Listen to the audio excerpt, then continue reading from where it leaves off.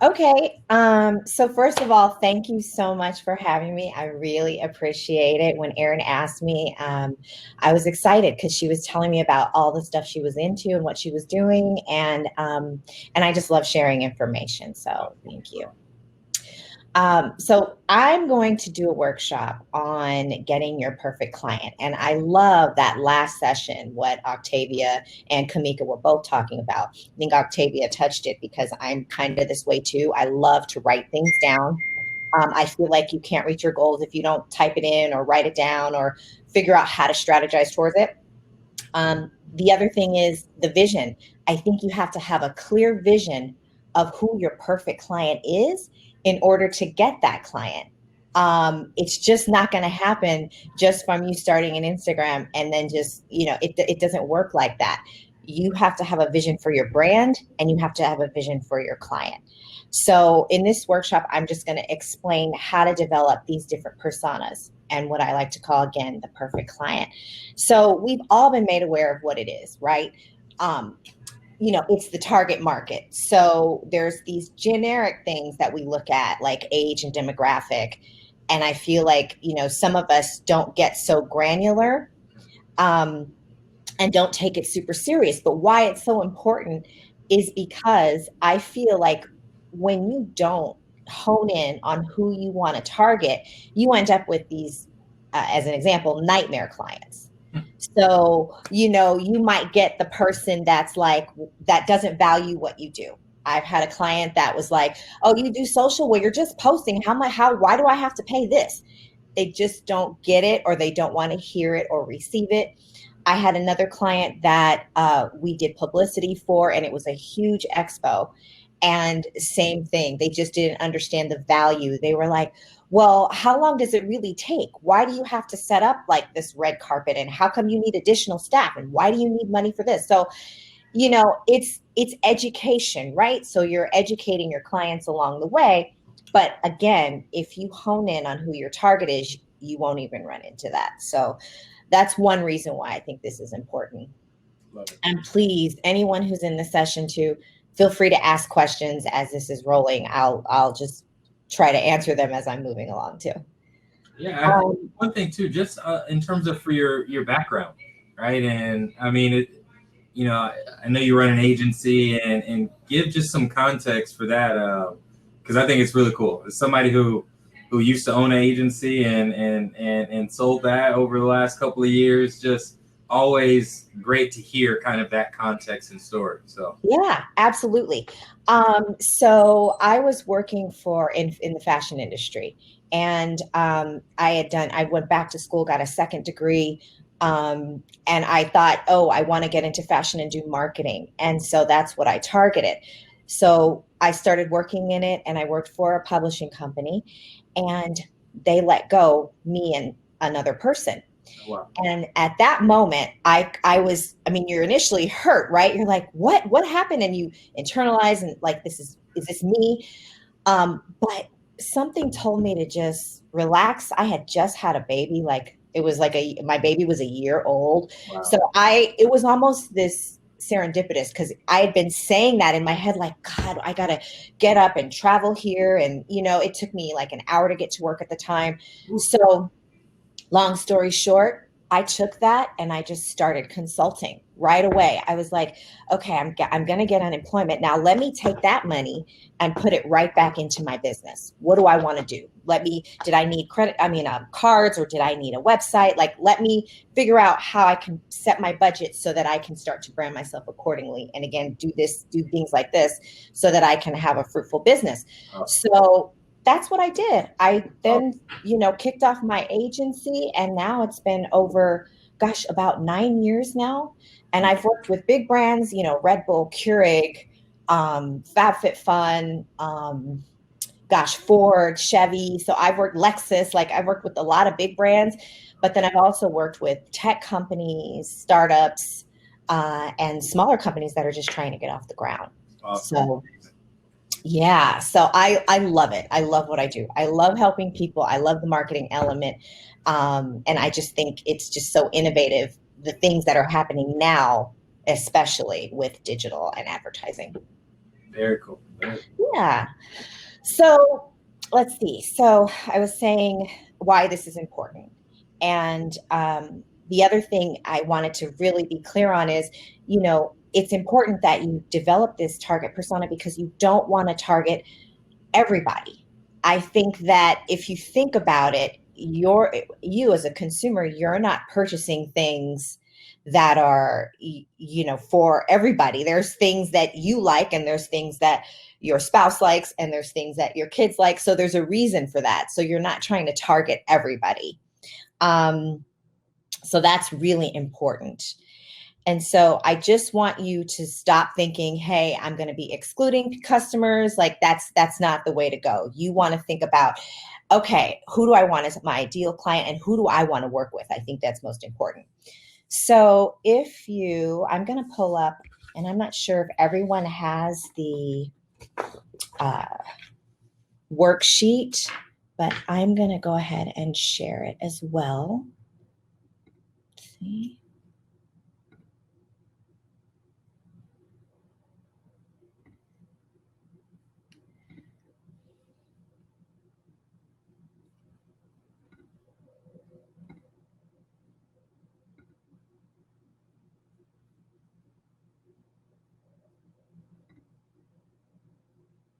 Sorry, just one second.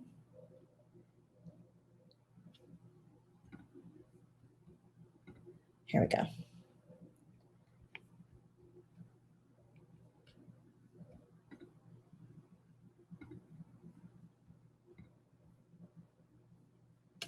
Okay. Hopefully everyone can see the worksheet. So I'm going to just start going through it, and hopefully you have it. And if not, please, this is your opportunity to just take notes. And you can either find it on my website or also on the site in which you registered as well. So it starts with faith, right? You don't want to limit yourself. So you've got to have faith that this is my target, this is who I'm going to go after, and this is who I'm going to land. And that's it. Once you get rid of all the chatter and noise in your head, you'll definitely be more focused as a brand, and you'll get the clients that you want. So let's start with naming. So we name our persona. And it sounds really silly, but I feel like if you give this person a name, then this person eventually becomes real. So I want you to first write down like what his or her name is. And then you start thinking about, okay, what's this person's occupation? And what could be potentially their salary? And I know this is a little quick and you may need a little bit more time, but this is just for right now, going through the exercise. Age and gender, I have on there. That's very important to identify age and gender. Marital status, is the person married? Is the person single? Do they have kids? It's always good to know that. Demographic location. So where does this person live? Is this person global? Does the person live in a major city? Are you targeting the suburban mom? And then also think about what kind of, like, if this person, so as an example, let's say I'm going to choose a person, her name is Janella, and her occupation is she works for an ad agency and she makes $90,000 a year. Her age is about 35. She's a female, obviously. She's single, and she lives in, I'm going to put major city just because for me, I can target any major city, and that's what I want to target. And then you start to get into favorite TV shows, books, podcasts, and artists. That might take a little time, but it's good to develop that as well, because now we're starting to get a sense of personality, right? We get into these psychographics, which are very important for your target, because what this is ultimately going to do is help you decide how to market and advertise. Okay, so let's write down some TV shows. This person likes, let's see, Blackish, fun game shows, and reads all the entrepreneurial self-help books. Okay. Now we're at, what is his or her style? So is this person conservative? Is this person trendy? Does this person like fitness wear? I mean, because when you think about it, your style, or at least when we were out in the world, I mean, not so much now. I mean, I could have on pajama pants for all everyone knows, right? But I think that it's really important because it does set a tone for how this person maneuvers in the world. I know when I attend networking events or even see people now on Zoom calls or client calls or Zoom chats, I can tell like, oh, this person's pretty conservative. Like, even though they're still at home, they dress conservatively, or this person loves loud colors. Like, whatever it is for you, or whatever it is for your perfect client, write that down there too. I'm going to say in my instance, this person is a trendy conservative. So she might shop at Banana Republic, but she loves, good accessories from Zara. So I'll jot that. All right. And now we're moving on to 3 conferences this person would attend. And this is really important too, because this ideal client may not just attend things in industry. They may attend fun conferences. As an example, there could be a conference that mixes, I know that there is a women's summit that Black Enterprise puts on. So that one is considered, to me, it's work and play. So they've got like tennis tournaments, fun stuff, but then they also have, workshops that you can attend, just like this one, and be a part of and be interactive. Or they also have networking events. They also have happy hours. They also have concerts sometimes. So this right here is important too, because this says a lot about, I think, personality too. So I'm just going to write a couple. And women's conference, I know this person would attend. And I feel probably a tech conference and an advertising conference this person would be at. And like I said, keep this because you're going to want to do this for every product and service that you distribute. And you can get granular later, and please email me if there's any questions as well. So now we get to favorite influencers, leaders, and industry moguls. We like to see that because, again, if let's say this person is really into people like Marie Forleo or Oprah, or even leaders in advertising, like follows certain agencies, or it could also just be beauty influencers because they like skincare. Those need to be listed here as well, because that will also begin to help you identify this person better. Okay, then we get to, so first of all, let me stop and let me just see if there's any questions.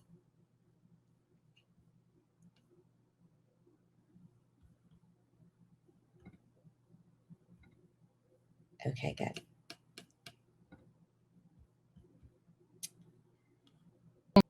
Okay, so now we're getting into, what does this person like to do in their free time? And this is really important. Think about it. When you're developing a marketing strategy, you want to know not only what the business side or career side of this person is this person artsy? And, are they a creative designer, or are they, a developer in tech? But you also want to know how they spend their free time, because this will help you establish where he or she is more likely to also be on social, or what types of searches are they doing. So for example, we just talked about conferences. My person, I think, really loves to go to the latest, like, fun concerts, just with pop industry, I guess top 10 pop industry or pop music, or even hip hop could be mixed in that. So if I know that this person likes concerts, right? And they're always looking for the latest, they're always at those. And I know this person, let's say, likes to attend wine tasting events, right? So tastings. you start to go, okay, if that's where this person is, I'm going to start looking at these wine tasting event Instagram handles, or even blogs, or even, I guess it could be blogs that are showcasing wine tasting events, or a person who's an event producer who produces wine tasting events, to see who's following these different categories, and start to, if I am on Instagram, maybe follow some of those people and start to conversate with some of those people. So I think, really establishing this and really thinking about that is really important. Then we get into, what are your perfect clients' favorite brands? And I think, we can just put, let's see here. I'm going to put Apple for me, for one. She likes Apple. She loves, let's see, we're talking about, how about Home Goods? It's starting to sound like me. It's really funny. And I'll put banana. Okay. And now you see, we're looking at personality, right? Now it feels like it. Especially if you're writing this, I can feel it. Like I'm feeling like, okay, now I really kind of know this person. Now we're getting into talking about guilty pleasures. So that could be anything from, this person loves chocolate, right? A good thriller and a great podcast, entrepreneurial. Okay. So those steps are pretty simple. I think you can probably get through those really quickly. And as I'm talking, hopefully you're writing some stuff down. And again, like I said, if there's any questions, just please put them up there. Now it's time, though, to set the vision. And this part is it's the most daunting. When I did this for the first time, like 5 years ago, it was so hard because I really wanted to get clear. And like I said, I noticed that once I did become clear, I was able to just do everything more effectively, create web copy that was more effective, create SEO keywords that were more effective and impactful. So this part right here is really important. So I'm asking, it says, write a journal entry that includes what you're grateful for. And this is coming from the perspective of your perfect client. So it includes what you're grateful for, what you want right now, and a bit about your life and how it's going at the moment. Remember, you equals the perfect client, and feel free to paste an image here along with the entry if you're feeling super into it, or you can even, use the front and the back of the paper. So I personally love vision boards. I like to put a vision of what this person could look like. So if it takes you a minute to even like find someone that looks kind of like your target, flip through some magazines and just put that if that works best for you. I think it's a great strategy, though. I'm going to say that I'm all for that. And some questions that you might want to jot down, and I'll switch the camera to now.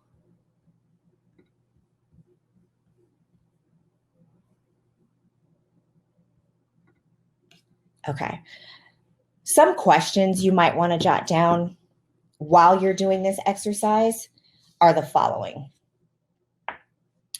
And this is, again, coming from the person. I have to keep saying it because you have to keep reminding yourself that this is not you. So what is something that you worry about? What is something that keeps you up at night? This is something you can answer in the journal entry. What are a couple of your fears and stresses? This could be anything, right? So you're thinking, this doesn't have to apply specifically to you being a consumer and buying something. This can actually be something that is really honing in on, like, personally. So if I were talking about fears and stresses, I know for me, like, one thing is like YouTube channel. Like, I have one and I'm like, God, I need to do this. I have no problem getting on camera. I don't know why I just can't get on the YouTube channel and just do it. But I think it's because I'm in my head too much about editing and making sure it looks a specific way and all that stuff. So now you're speaking again from your perfect client perspective. What are that person's fears? Okay. Another question you can write down for that journal entry is, if money was no object, what brand or service would help you solve your problems?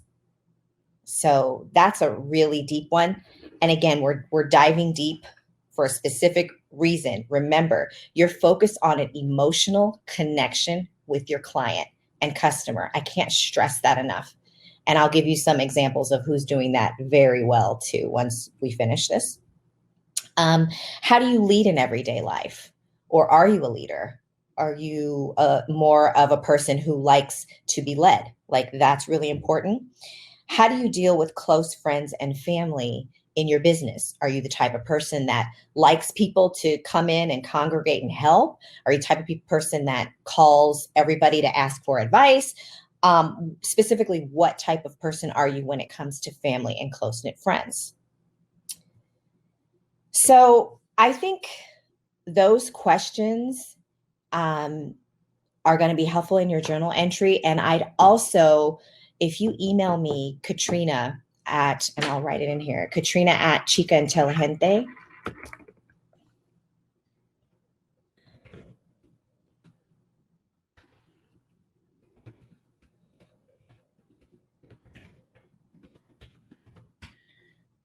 If you email me, I will send you a copy of my persona. I've done this so many times.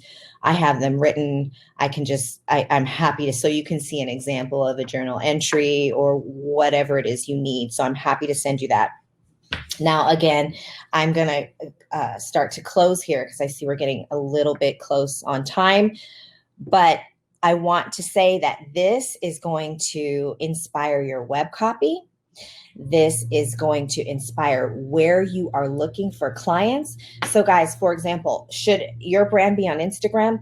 Well, you don't know. Do you know who's on Instagram? And do you know what brands are doing well on Instagram? And are you seeing like-minded and like brands doing well on Instagram with what you're doing?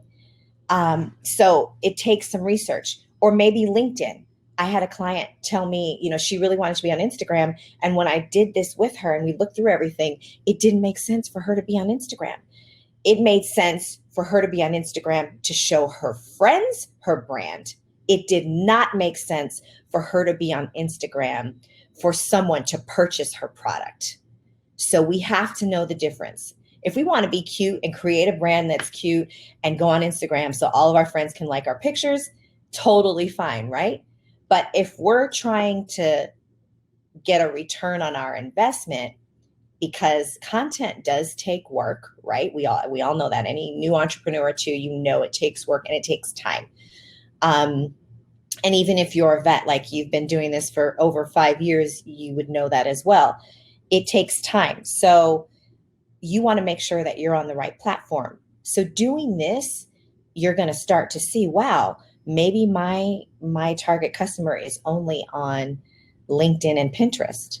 And I think that's really important. Another thing you're going to want to do is look at the platforms and see who's on them in terms of age demographic. And it's all out there. Some places you can look at or look to research this information are Nielsen. I think that's one great one. I'm going to stop right there because I think Nielsen is a really, really good one to look at for that information.